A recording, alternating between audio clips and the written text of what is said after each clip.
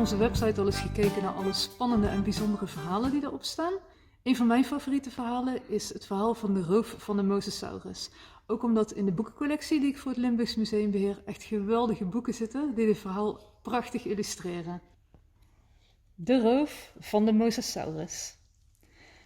Bij het zagen van mergel uit Pietersberg wordt rond 1780 een enorme fossiele kop van een onbekend dier gevonden, een soort zeekrokodil of zo. Deze kop, daar zag men al snel van dat hij heel bijzonder was, die werd geclaimd door kanunnik of geestelijke Godding.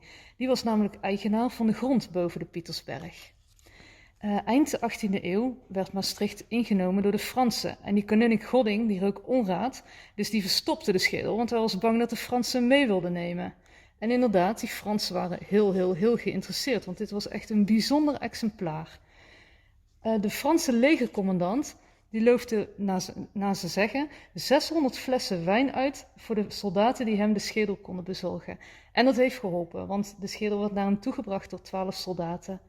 Vervolgens werd die schedel naar Parijs getransporteerd, waar die uitgebreid onderzocht werd door allerlei geleerden in het Musée d'Histoire Naturelle.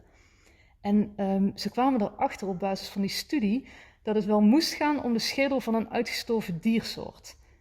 En dit was eigenlijk een heel bijzondere gedachte. Dat idee was nog helemaal niet in wetenschappers opgekomen. En deze gedachte die maakte het later onder meer mogelijk dat de evolutietheorie van Darwin kon ontstaan. Dit grote boek heet een foliant.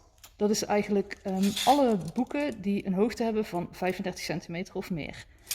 Dit boek is van rond 1800 en het is de originele Franse uitgave. Wat ik eigenlijk nog veel mooier vind, is dit hele kleine boekje.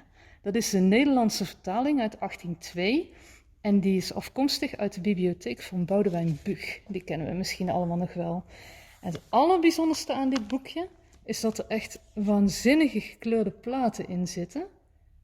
En dit is waarschijnlijk het enige boekje ter wereld met gekleurde afbeeldingen. Dat is echt wel heel bijzonder. Nou, ga dat verhaal maar eens lezen op onze site. De roof van de Mosasaurus. Dan kunnen jullie ook lekker wegdromen. Kijk toch. De onderaardse gewelven.